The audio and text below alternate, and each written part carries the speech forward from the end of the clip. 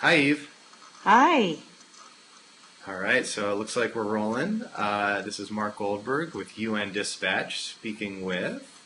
Eve Fairbanks. I'm a journalist based in Johannesburg, South Africa, working on a book down here.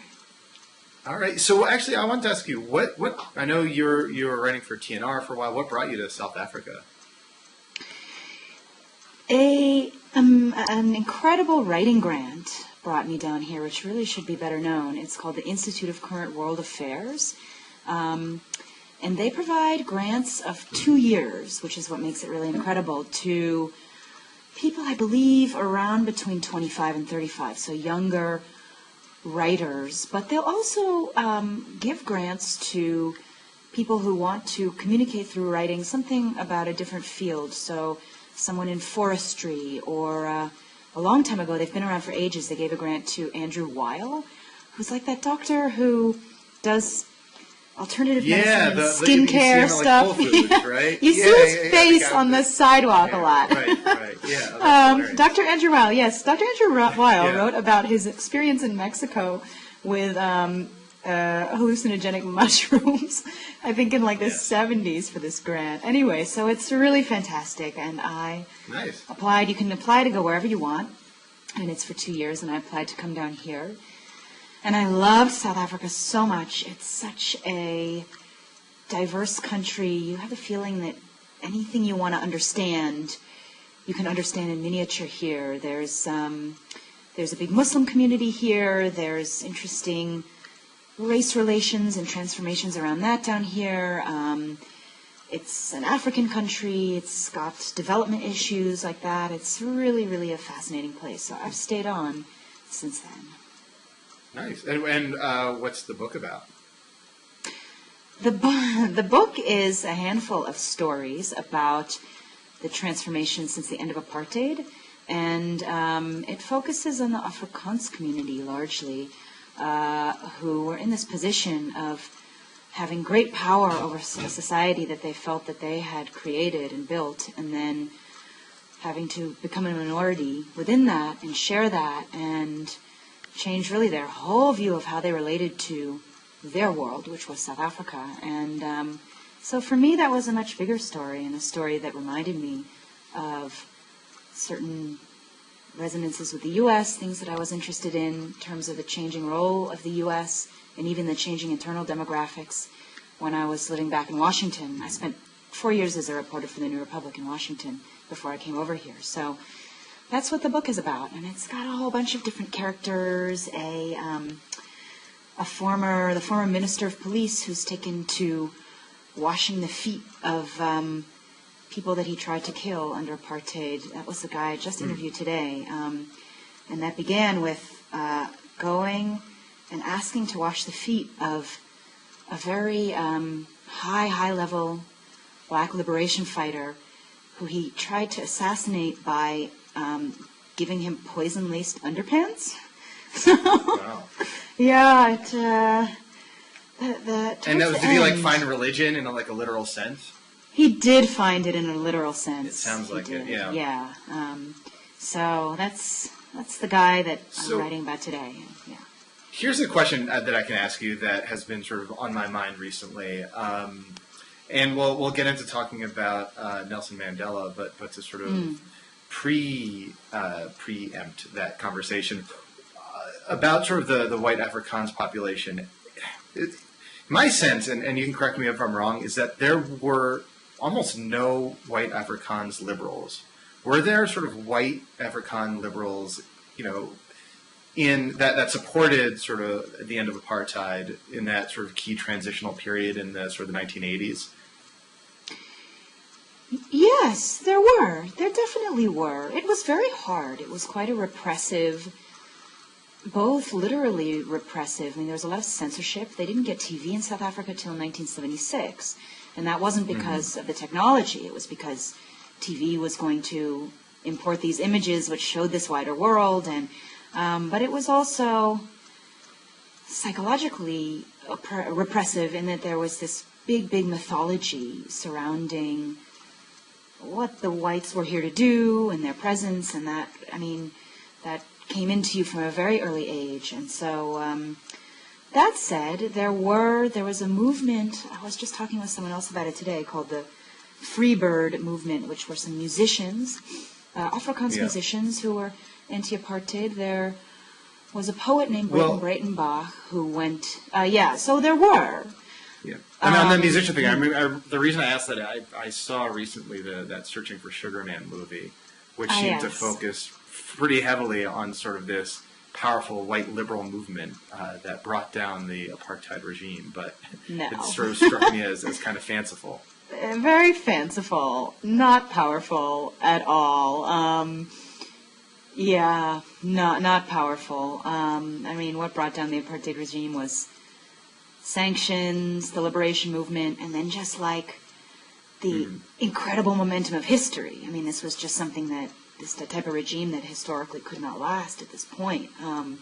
It was so anachronistic, this type of racial hierarchy compared to everywhere else in the world. And as the whole world becomes more fluid, it couldn't last. One of the interesting things that I've noticed, which forms a chapter in my book, is that the liberals of the 1980s and the 1970s, the Afrikaans liberals or white liberals, many of them have become today's conservatives.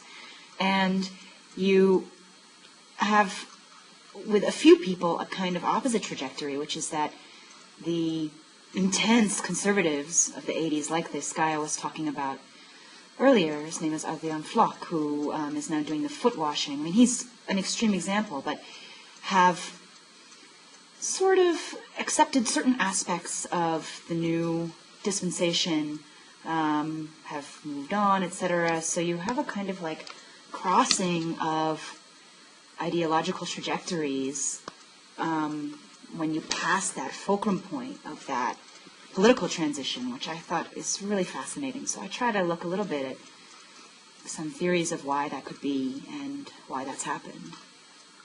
Cool. Well, I look forward to reading it. So we are recording this on Tuesday, and I think it was Sunday night when the South African presidency announced or confirmed that Nelson Mandela, who has been in and out of the hospital for most of the last few weeks, if not longer, that his condition had deteriorated to, critical condition. I think there seems to be this sense that these might be the final sort of days of Nelson Mandela. And I wonder, I guess from your perspective in South Africa, how the country is sort of greeting this, what's inevitable. He's 94, almost 95 years old. Yeah, so it's very inevitable. And Mandela has been in the hospital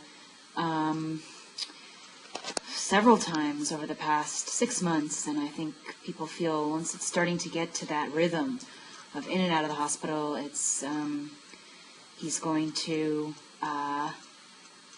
it's not going to take long. For a long time, there's been this idea percolating in South Africa that when Nelson Mandela dies, that Nelson Mandela, just for viewers who are not so familiar with his story, he was really the face of this incredible reconciliation after the end of apartheid. So he was in prison for 27 years, as I think you said. Then he made a number of speeches around forgiving the Afrikaners and the white South Africans who had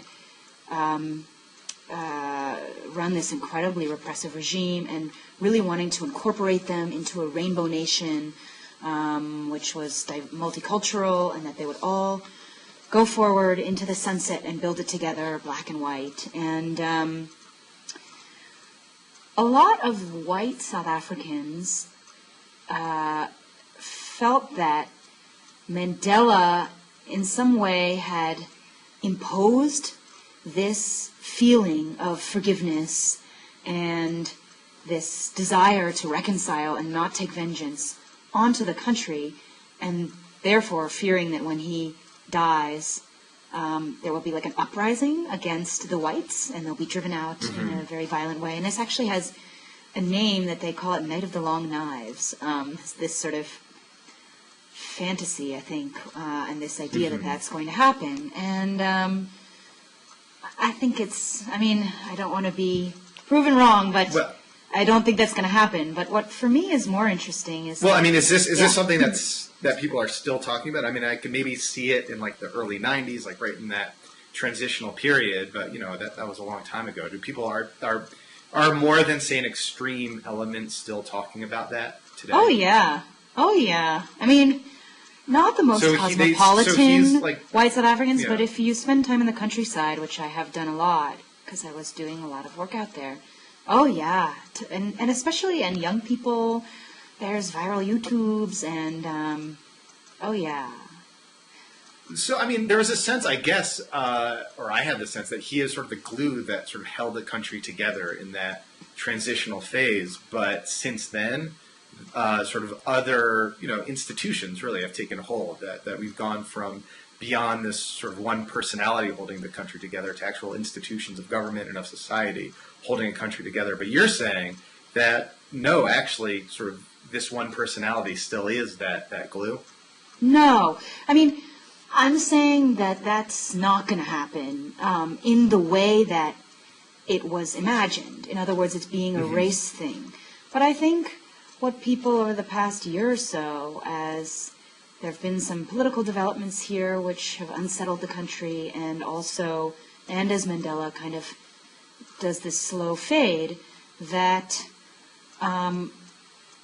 there's divisions in the country other than just the race division, which was the most central and kind of all that anybody knew how to talk about and how to think about when it came to South Africa, that those could pose problems, could dissolve certain bonds, could even dissolve certain bonds, not such that the country totally collapses, but in terms of threatening the sense of stability or the sense of equality here, even within the black community, which has long been somewhat considered to be kind of almost this monolithic freed entity, which all have the same desires and same goals and same experience, because that was what it seemed like under apartheid. But that idea is what's kind of coming apart. And it almost seems as if sort of the passing of Mandela might provide sort of the maybe key inflection point where that sort of era ends in a dramatic way. Yeah, and maybe when you're talking about it, it's good for him to pass. There's a professor here, a kind of public intellectual, who got in a lot of trouble for saying that. And he said in the speech, Mandela's very old. He's done his job. He was an amazing kind of Moses figure and transitional leader, but let him go in peace. He's incredibly old. Let him die, or something was the quote. And then it, of course, was splashed all over the newspapers. This professor wants Mandela to die. So that's not what I'm saying. At the same time, Mandela being the face of South Africa kind of continues to entrap South Africa in the story of this racial discord and then its conclusion with reconciliation. When in fact, there's a lot of ways in which South Africa resembles other African countries in that it's dealing with class issues, class like a very enriched black upper class and then a black lower class, development issues of extending education, of trying to figure out how to promote entrepreneurship, all these issues which don't necessarily, they definitely they were affected by apartheid. There's almost nothing in the country that doesn't bear the scars of that, but they're maybe not 100% about that. So South Africa has to get to a point, and I think this is what people have been talking about in the last year or couple of years, where it enters some kind of different story, right? Because the story that was Mandela was on the face of it, that ended. But the country has to go on. It has to keep building itself. So it seems like that one seemingly enduring legacy of this idea of Black South Africans being sort of like conceived as like a monolith is the ANC. ANC Yes. being sort of the fact that the country still is pretty much like a one-party state. But you're suggesting, I know that in a recent article you suggested that we may see the end of that, maybe not immediately, but you can sort of at least sort of imagine the end of the ANC as the single entity controlling all of South Africa politics. Do you want to explain your theory or that idea? Yeah. I think it has to end, obviously, at some point in some way, but those contours are already visible.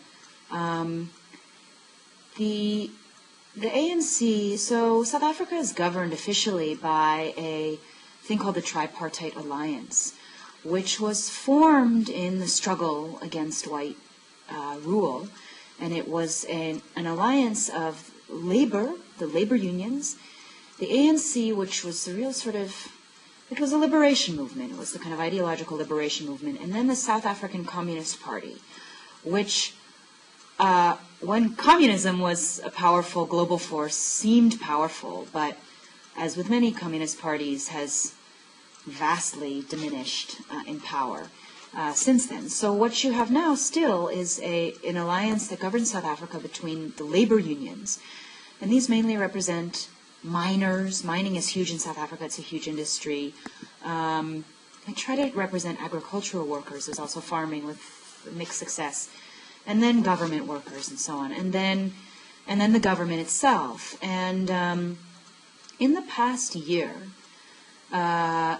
since a pretty shocking massacre that happened in August, which some people may have read about, was a massacre at a mine called Marikana, in which the police, so ANC government police, mowed down some miners who were protesting for higher wages, much higher wages.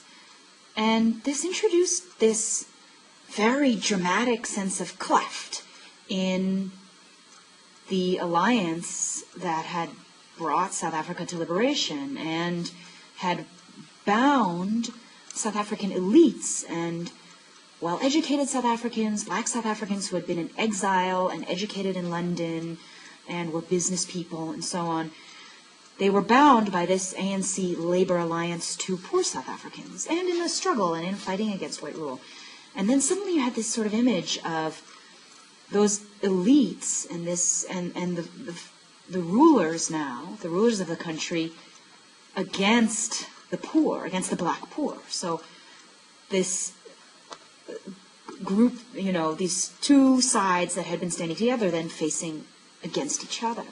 And since that shootout happened at Marikana in August, the labor union, the official one that's allied with the ANC, with the government, has hemorrhaged about 80% of its membership to an upstart, not very well organized, different union. But to me that just represents that there can be a draining of loyalty to the leadership starting. The ANC has long been, it almost has a religious or holy quality in South Africa. So people are very hesitant to vote against the ANC, those three letters.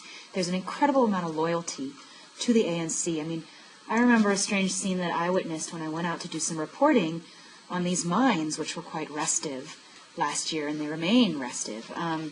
And this guy who I was talking to, this miner, young guy, was fulminating against the ANC, against certain leaders in the ANC and the government, and saying they'd enriched themselves, they'd done an affirmative action program that only lined their own pockets, they were not leading the poor, he hated them, and the whole time he was wearing this ANC logoed beret and an ANC T-shirt.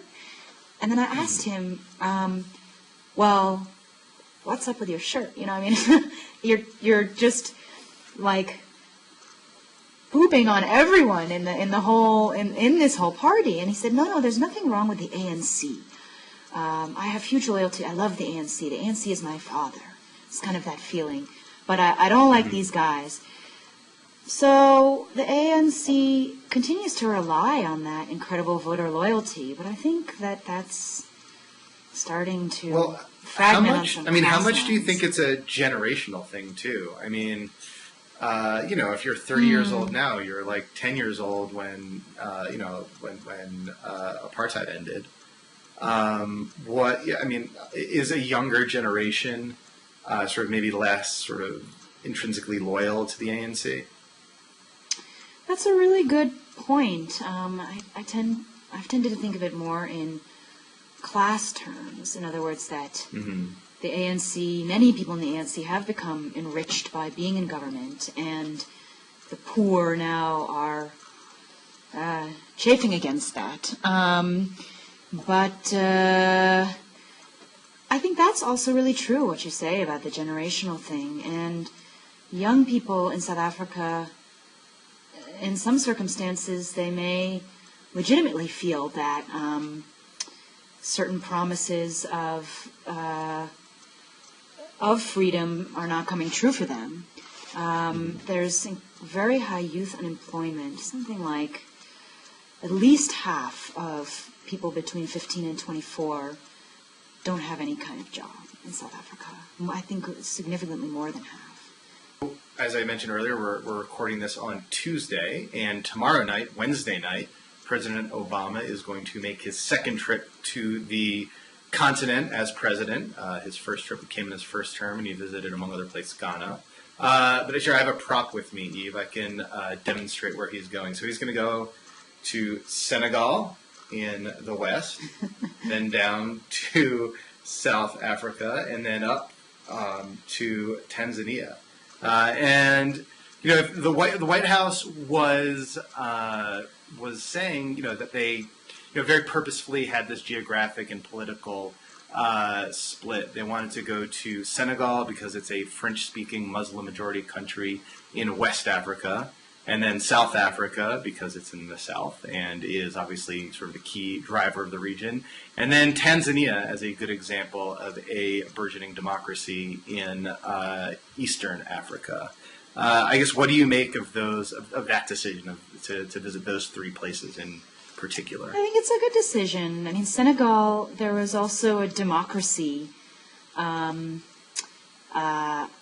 sort of idea there of giving the thumbs up and the blessing and the support to a democracy, because I believe it was recently, the president of Senegal, Abdoulaye Wade, tried, I may be pronouncing the name wrong, but he was constitutionally limited to 2 terms, attempted to stay on for a 3rd term, and then there were protests and he was put down, and so this was a good example of a democratic transition recently, and it's considered to be... Yeah, Youssou N'Dour almost ran against him. in the kind of, the trend of musicians running for president like Wyclef Jean. Well, and actually the current president of Haiti is a former musician. Madagascar, I believe, also is a former DJ. So this is a thing. Right on. Yeah, we'll have to wait for Bono to be Secretary General of the UN. No. Then we know we've made it. We've made it, right? Maybe we could get Ashley Judd first as President of the United States. So, yeah. There you go. So Senegal, and then I think for a lot of people... So, it was... there, as I understand it, there were 2 questions about the visit. One, why Tanzania? Because it's quite poor. It's not as free in terms of censorship as some other countries. There was the rumor that Obama had wanted to go on safari there, and that was the reason why that was put in. And then that had to be canceled because of the expense. But Tanzania was already on the program. So, yeah. Well, what's interesting about Tanzania is that it's not Kenya, which obviously, has, which is like a legitimate question. People in the press here have been asking, why isn't Obama going to Kenya? And the answer is, oh, well, he's going to Tanzania, and that's close enough. But for, viewers who are unaware, so the new president of Kenya, elections happened just a couple months ago, is an indictee at the International Criminal Court for alleged crimes committed in the fallout of the 2007-2008 elections. So there's obviously, I think over 1,000 people were killed in that violence, but the violence took on pretty ugly sectarian dimensions, and the International Criminal Court opened an investigation and concluded that Uhuru Kenyatta is one of the parties responsible for orchestrating this violence. And a few months ago, he happened to be elected president. So I think the optics of President Obama visiting a country where the president is wanted for war crimes would have been I think that was fortunate for Obama because within Kenya, Kenyatta did a pretty unbelievable job, I think, at reclaiming the kind of peace optics in his campaign, because he ran with a running mate, William Ruto, with a sort of coalition running mate who who's also wanted. They had been against each other in the original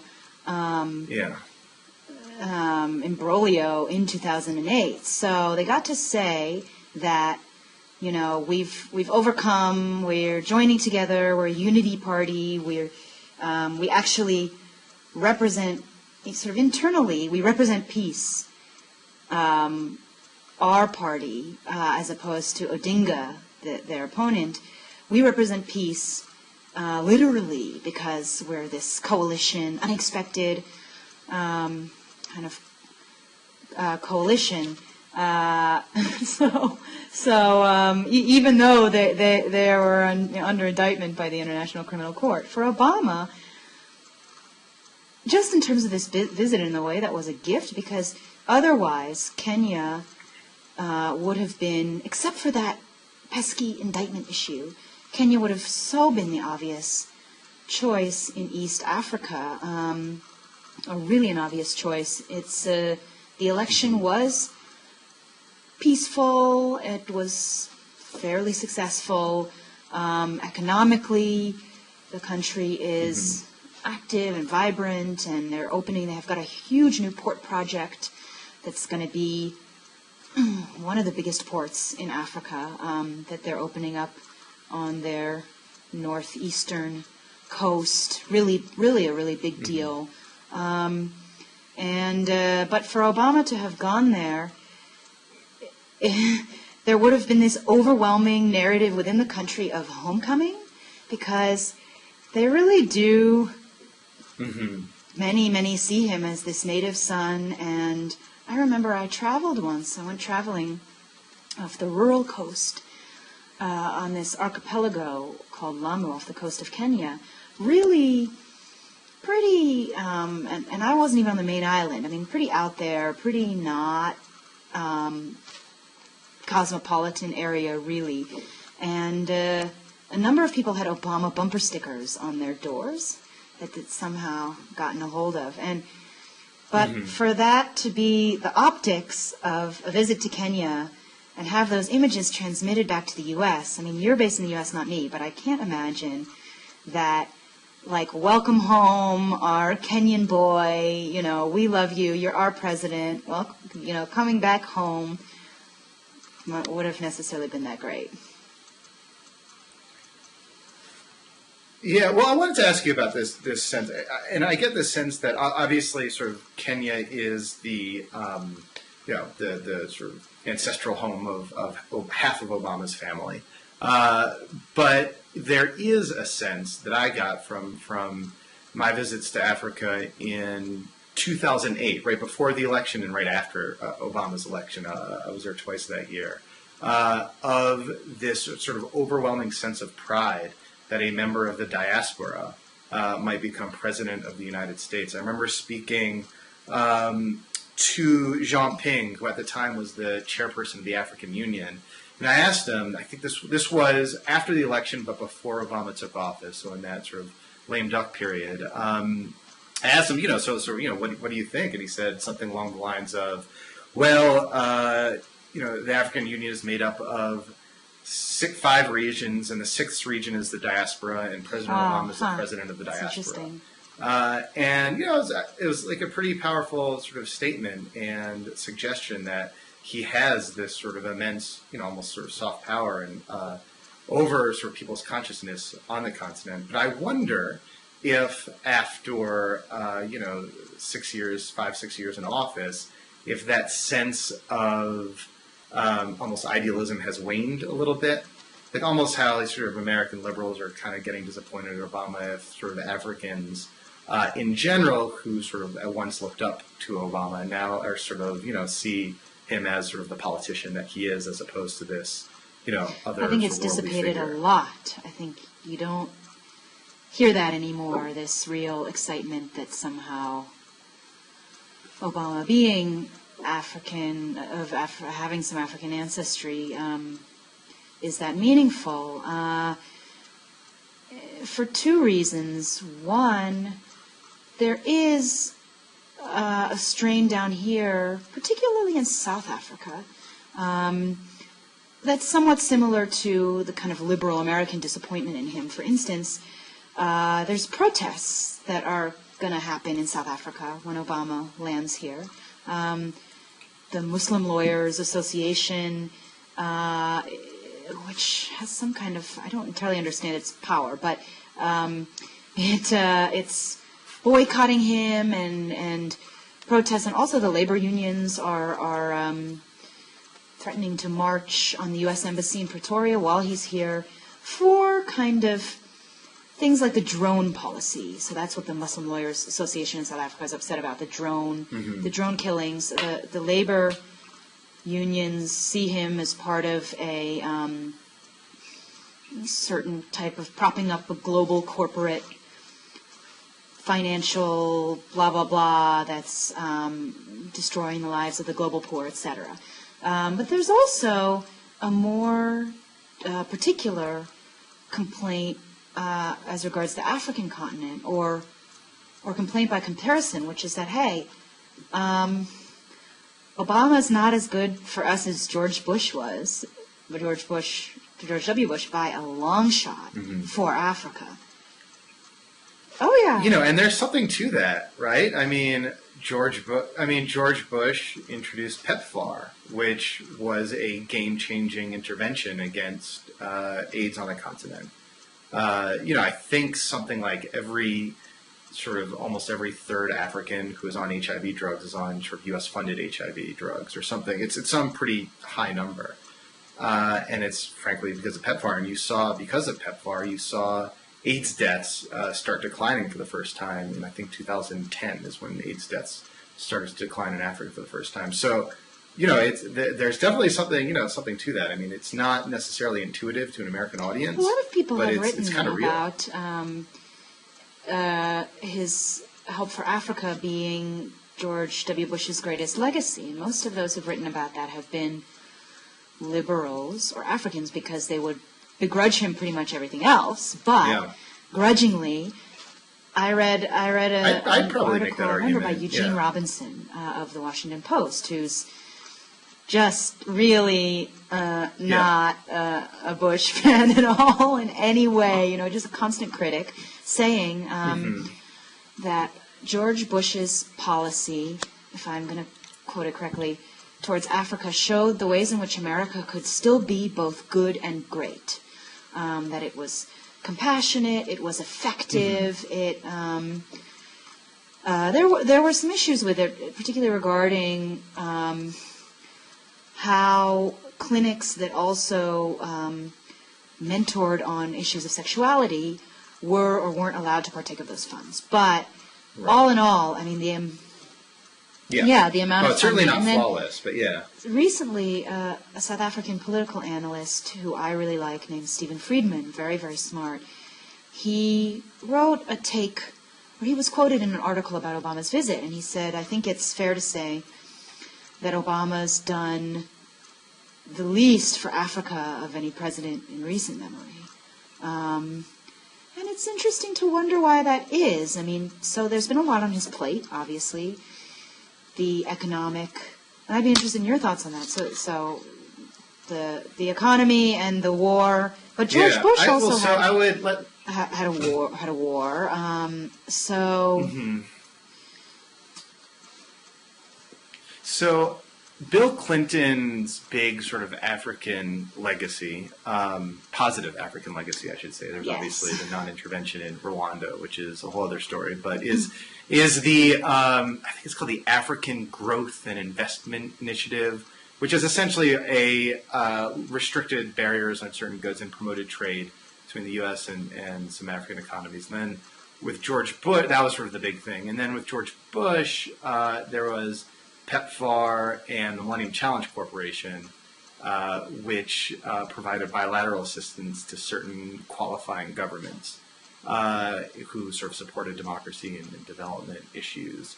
So I think one reason that maybe I'll posit that Obama's sort of interaction with Africa has been sort of maybe less profound than say George Bush's is again these sort of the mess he inherited argument, the economy and the two wars. But then I also think that there's something maybe more structural about donor governments' relationships to African countries and Africa in general. I think whereas 10 years ago it was probably more appropriate to focus more deeply on traditional donor aid and development, doing things like, PEPFAR, like, providing, relief providing maybe more direct relief for specific development and global health interventions, like buying medicines, that sort of thing.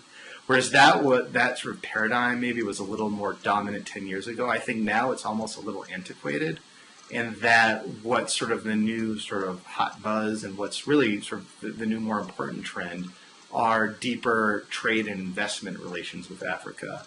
And I think you see an acknowledgement of this in Obama's visit when you look at who he's bringing with him on this trip and where he's going and who he's visiting. He's bringing with him the Overseas Private Investment Corporation, a U.S. government branch that helps facilitate overseas private investment, as sort of his star sort of right-hand person on this trip. And most of what he's doing in Senegal and Tanzania and South Africa are really looking at sort of trade and investment opportunities, not we're a wealthy country, we'll just give you money to do stuff opportunities, which I think is where the continent is heading.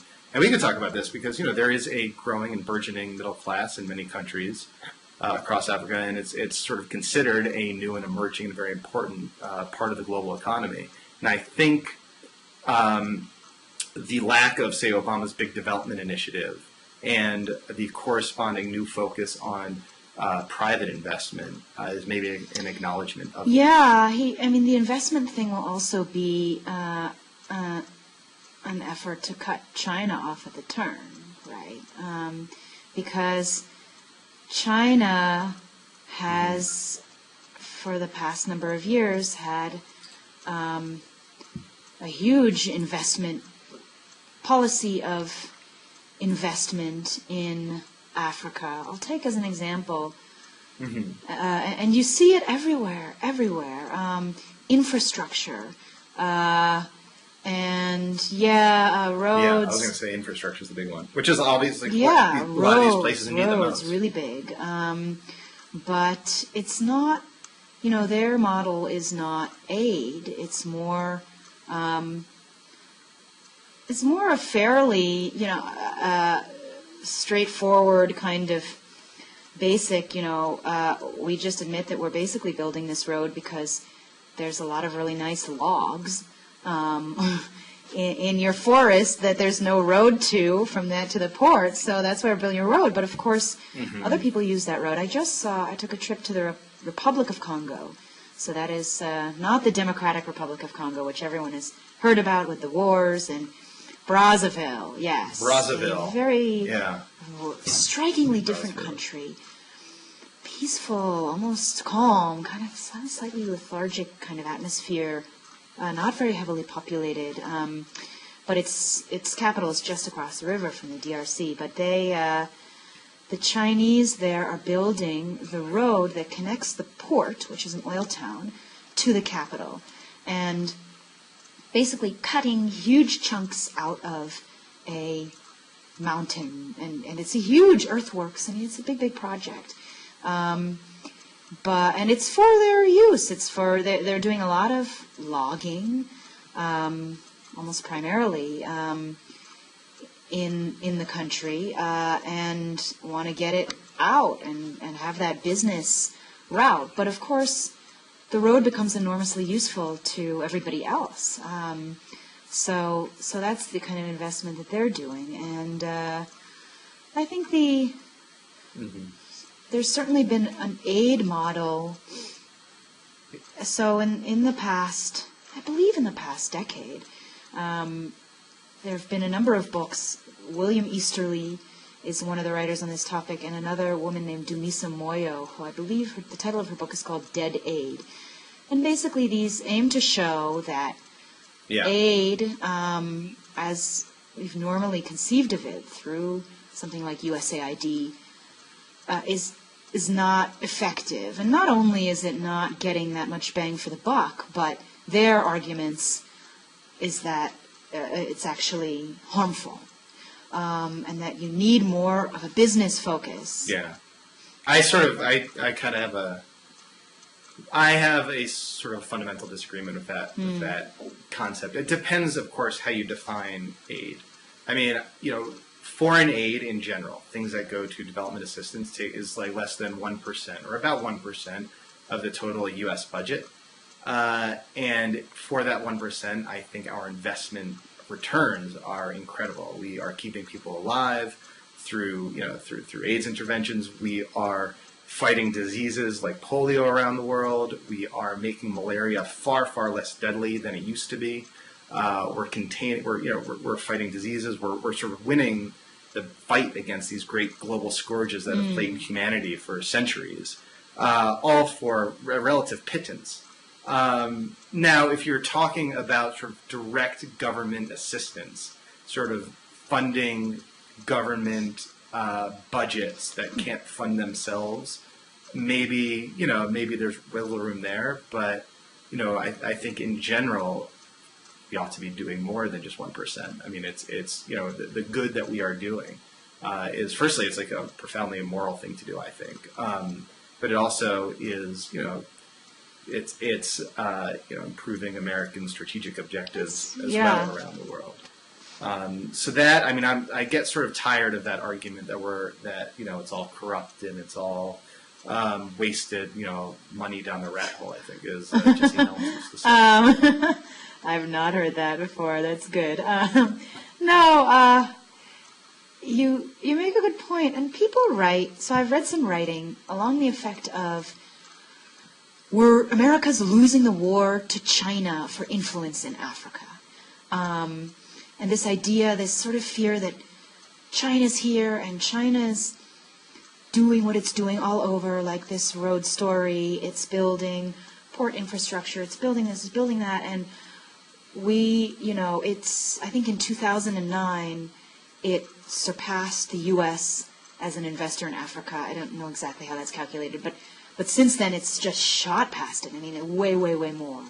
And that Obama, part of what Obama has to think about with his visit and then beyond is how to hedge them off and stop this. And I always wonder, like, what people who write that, what do they actually mean that we should be doing? In other words, should we be doing the same type of investments as the Chinese? Should it be the same type of methodologies and so on, or rather,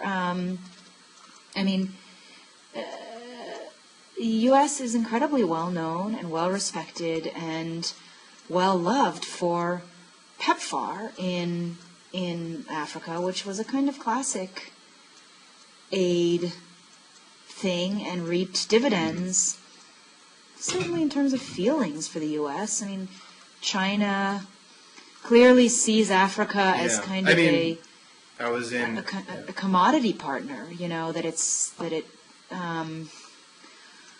will wring commodities from, and that's not exactly what we want to be doing, I don't think. I was in Liberia about a year ago, and I found myself in a Chinese restaurant serving, obviously, as one does. There are no sort of American restaurants. They were obviously Chinese restaurants serving Chinese construction workers who were, as you said, building a road to pull the logs out of the forest and ship them off and around the world to China. But I would imagine, I have no scientific data to back me up, but if you were to ask the Chinese embassy and the American embassy how many sort of applications for visas Liberians took out for each country, that there would be obviously no comparison. That sort of the U.S. still has that, I think, incredible pull.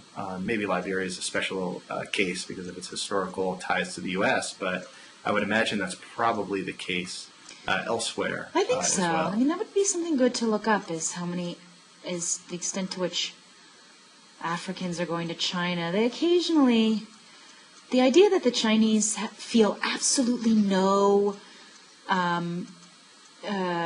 sort of guilt, or that they have to pretend that they're in Africa for more than just its logs and its minerals, but they're there for some kind of cultural engagement.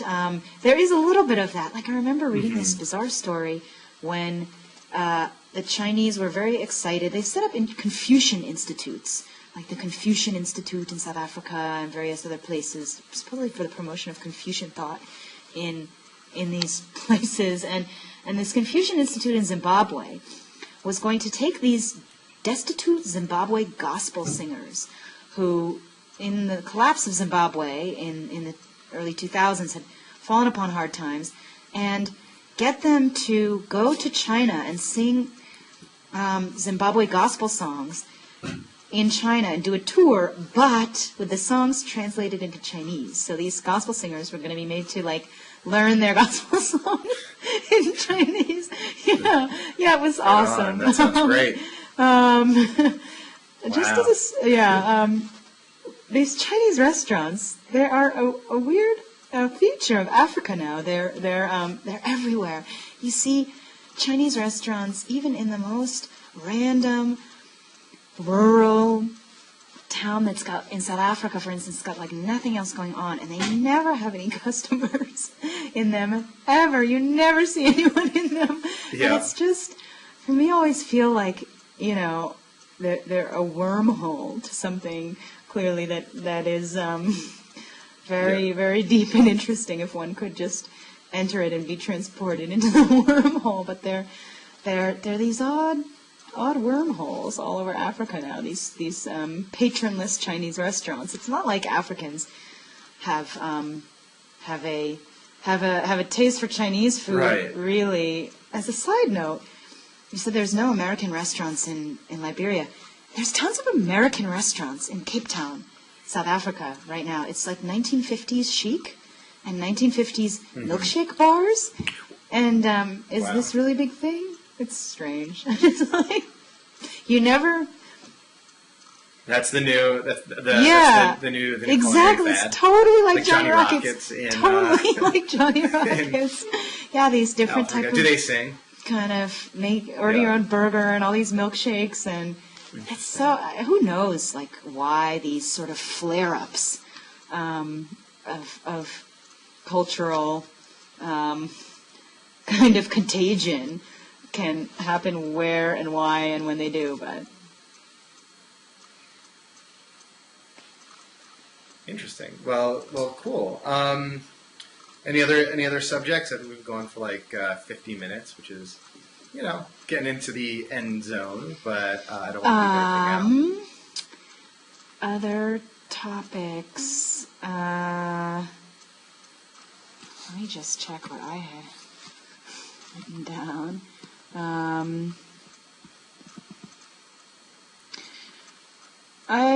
I think we've got it good. I mean,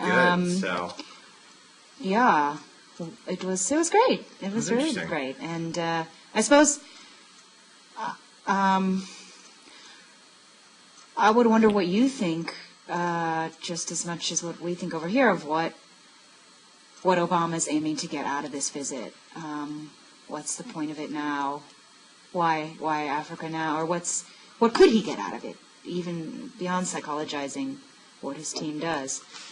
Like politically, from here in the U.S., I mean, he gets, I don't think it will, it's happening over the week. It's happening at the end of the week. It's happening in the middle of a very busy news cycle.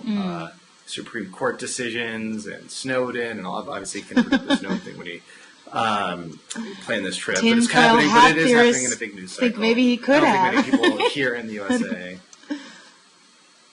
Yeah, true. So I don't think he'll get much out of it, but there was this profound sense among people who care about these issues that Africa has been neglected. I mean, he's only been there twice now, or he will have been only there twice as president. And even if you listen to his staff and the comms people, they'll admit that, our focus on Africa isn't as much as it should have been. I mean, obviously there's like the responding to crises sort of focus, but this sort of long-term build up goodwill, send the president there to meet people and do civic engagement has been kind of disappointing, and I think they understand that, and so they're doing what they can to remedy that. Who knows? Maybe he'll go again before the term is over. But yeah, for now, I mean, it's I think it was just a sense that politically, I don't think it'll have much effect, other than the fact that those of us who follow these issues will, say, okay, fine, where he's going. Posit, I guess, is I was very taken by the Ta-Nehisi Coates piece in The Atlantic entitled "Fear of a Black President." Did you read it? Yeah. No, yeah, but he's great. I should have read it. I think like one in every 3 things he writes good. It was a really big piece. It's all good, but like one in every 3 is really, like, it's a really emotional, really, really powerful piece about his disappointment in Obama's presidency as a black man. Ta-Nehisi Coates is an African American, and the title of the article is very beautiful because it turns over the course of the piece. So the piece begins by talking about and really trying to lay bare and cut the crap and bring the reality of Americans' fear of a black president, right? But by the end of the piece, it turns into a discussion of the fear that the black president has. So the fear possessed by a black president, that he will be too black, that he will be perceived as only playing to black issues, or all of these type of things. And certainly there is the feeling, I believe, in the U.S. among some that he hasn't made things like inner city poverty and that type of thing, that he's almost shied away from that compared to certainly what people maybe expected of him, but even what potentially a white president might have done. That's a little bit counterfactual. So I wonder if a little bit, I mean, it's an obvious thing to say in a way that was in play a little bit too with some of the decisions regarding Africa and the focuses on Africa, that if Africa had been a really big focus of the presidency, then that could have come under attack, or it could have been perceived as, so. Yeah. Well, so, I don't think that there's been anything fundamentally wrong with Obama's engagement with Africa, except maybe perhaps an overemphasis on military engagement in certain regions of the Sahel. But, you know, I think in general it's been a pretty steady, positive engagement. But there hasn't been any of that big symbolic stuff. Like, you know, there hasn't been that big symbolic engagement. There hasn't been that big new development plan. Everything's been sort of fine and good, and frankly, sort of, you know, as these discrete policies go, probably better than previous administrations. But there just hasn't been that sort of, you know, like I said, a big symbolic engagement with Africa that I think. I mean, I can't speak to how Africans feel about it, but that I frankly might have expected, but maybe because of the reasons that you outlined, had been sort of tamped down. But hey, it's the second term. all options are open now, and frankly, it's not that deep into the second term. He's already going to Africa, so I would expect that he might go again, try to cement that legacy. True, yeah. Well, it'll be interesting to see what happens at the end of this visit and what comes out of the investment focus and so on. So, thanks for having me. Excellent. Yeah. Thank you. That was fun. That was interesting. Cool.